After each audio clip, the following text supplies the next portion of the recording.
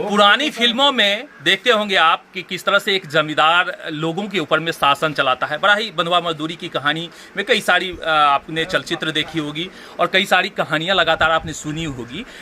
आज हम जिस गांव में मौजूद हैं वहाँ भी एक बंधुआ मजदूरी या फिर यूँ कहें कि एक जमींदारी प्रथा की जो दशा है या फिर जमींदारी प्रथा के जो द्वंद्व झेल रहे एक व्यक्ति से मिलने की हम कोशिश कर रहे हैं, उनसे बातचीत करने की कोशिश कर रहे हैं।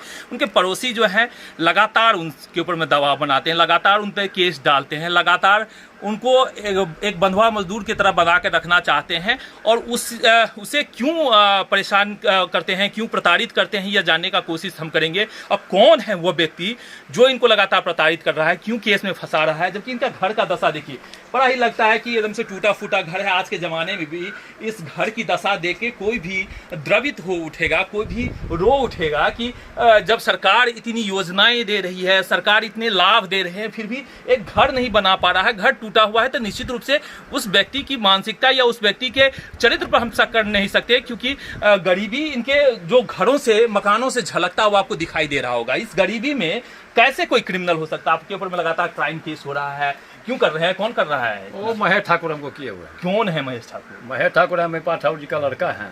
रुपया वाला पैसा वाला पार्टी है। उसको घर में डकैती हुए हैं, बार बार सभी को गांव में तो कितना डकैती हुआ है, लेकिन मेरा नाम वो दिया। हमने अरुण कुमार सिंह बड़ा बाबू थे, उस पर हम केस किए थे, मानवाधिकार में हम केस किए हुए थे। उसके बाद महेश ठाकुर आया, हमसे कंप्रोमाइज़ करवाया, जब भैया इसको कंप्रोमाइज़ कर दीजिए, आप छोड़िए, ऐसा बात नहीं होगा। लेकिन बार बार हमारे साथ यही घटना हो रहा है। क्या चाहता है वो?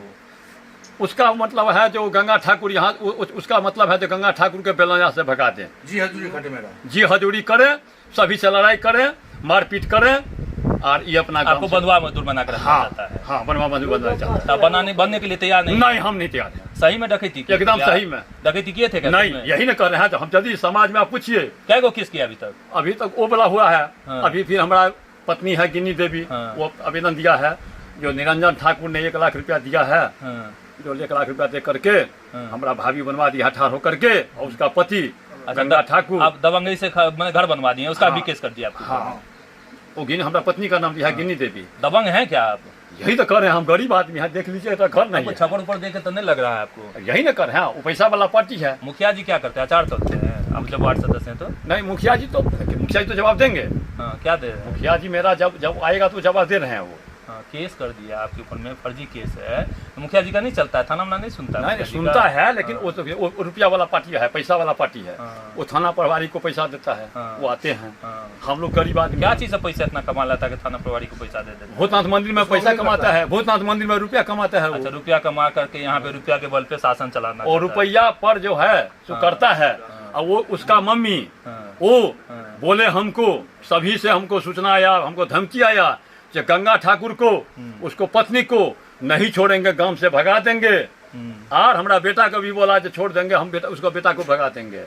इनके ऊपर 2 मामला दर्ज है। एक मामला है डकैती का, जो पड़ोस में ही रहने वाले इनके दियाद काम करता है, वो डकैती का केस इनके ऊपर में दर्ज किया।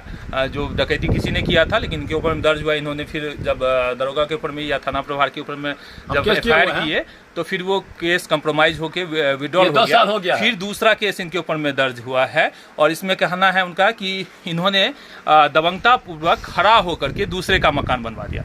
बड़ा ही लगता है कि एक कॉमेडी जैसा चल रहा है, और फिल्मों में जैसे कॉमेडी देखते हैं ना कि कोई जमींदार बड़ा ही कॉमेडियन टाइप से आता है। हिम्मत वाला फिल्म देखी होगी, आपने देखा होगा, उसमें किस तरह से जमींदार कॉमेडी करते हुए जो है क्राइम को अंजाम देता है। एक सेकंड, आप वार्ड सदस्य हैं? एक सेकंड रुकिए ना सर, रुकिए ना, पूछ लेने दीजिए। नेताजी की इनके ऊपर में केस हुआ है ना, वार्ड सदस्य है ना, थोड़ा सा देखिए ना, हमारा कैमरा तरफ देख लीजिए, लोगो देख लेगा, आपको समझ जाएगा क्या केस किया है।